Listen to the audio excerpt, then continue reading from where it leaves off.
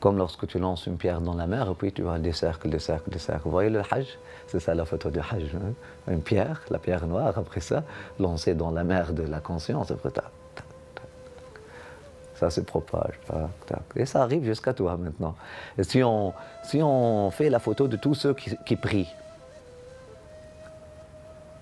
scientifiquement, sur 24 heures, il y a toujours un cercle qui est en train de prier, qui est dirigé vers la Kaaba. Maintenant, si on fait une photo, ça ne s'arrête pas là-bas. Les gens qui sont en train de faire la salat, jusqu'à la fin, jusqu'à la fin, jusqu'à la fin, jusqu'à la fin. Et c'est illimité, subhanallah. Un cercle, tu as la pierre noire, tu as la Kaaba au milieu, ou la pierre noire au milieu, parce que lorsque tu pries dedans la Kaaba, tu dois te diriger vers la pierre noire, vers le coin où il y a la pierre noire. Donc c'est vraiment ça, le centre de la Kaaba. Lorsqu'on prie dans la Kaaba, la Qibla, c'est quoi? Il y a plusieurs opinions, mais l'opinion la plus valide, c'est se diriger vers le coin de la pierre noire. Donc c'est la pierre noire, le toucher prophétique, subhanallah. Et donc autour de cette pierre noire qui est jetée du ciel, subhanallah, dans la mer de notre existence, ajib, la ilaha illallah, ou dans le marécage de notre existence, Allah. Et là, subhanallah, la fleur de lotus qui jusqu'à l'infini, jusqu'à l'infini. Lorsqu'on fait notre salat, lorsqu'on se dirige vers la Kaaba, avec notre attention dans la salat, nous sommes aussi en train de rechercher cette part de contentement muhammadien.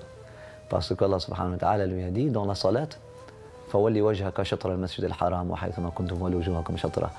Et c'est quoi cette qibla-là? C'est une qibla que Allah subhanahu wa ta'ala a dit à propos de laquelle فَلَنُوَلِّيَنَّكَ قِبْلَةً تَرْضَاهَا. Nous allons te faire diriger vers une direction que tu aimes.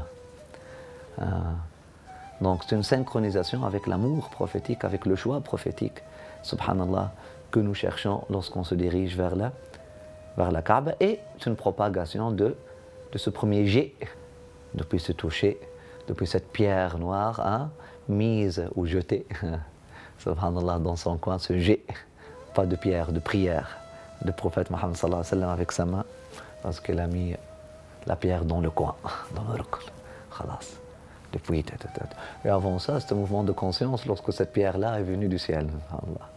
Il fallait après ça une main céleste, une main consciente, une main de conscience, une main de Muhammad, qui a donné naissance à la main de Fatima. C'était d'ailleurs la journée de la naissance de Fatima, lorsqu'elle a déposé cette pierre-là dans le coin. Subhanallah, walhamdulillah, wa la ilaha illallah, wallahu akbar, wa la hawla wa la quwwata illa billah al-'ali al-'azim. Une main de pleine conscience qui dépose la pierre avec une prière dans son endroit, dans ce centre d'univers, dans ce centre de conscience. Subhanallah, wa ma ramayta idh ramayta, walakinna Allah rama. Subhanallah, lorsque le prophète Mohammed sallallahu alayhi wa sallam, à l'âge de 35 ans, est allé mettre la pierre noire avec sa main dans son coin, il y a quelque chose qui a commencé depuis, un mouvement de conscience qui a commencé depuis, subhanallah, qui est incontrôlable. Personne ne peut l'arrêter, subhanallah. Comme lorsque tu jettes une pierre dans l'eau, après ça, qui peut contrôler les ondulations? Personne. Impossible. Subhanallah. يريدون ليطفئوا نور الله بأفواههم والله متم نوره ولو كره الكافرون. Ils veulent éteindre la lumière d'Allah subhanahu wa ta'ala avec leur bouche, avec leur critique, avec leur... Mais c'est Allah subhanahu wa ta'ala qui prend soin de ça, et c'est Allah subhanahu wa ta'ala qui va compléter et accomplir sa lumière, même si les ignorants et ceux qui veulent ignorer ne sont pas contents. Inch'Allah, Allah il va le compléter et l'accomplir, Inch'Allah.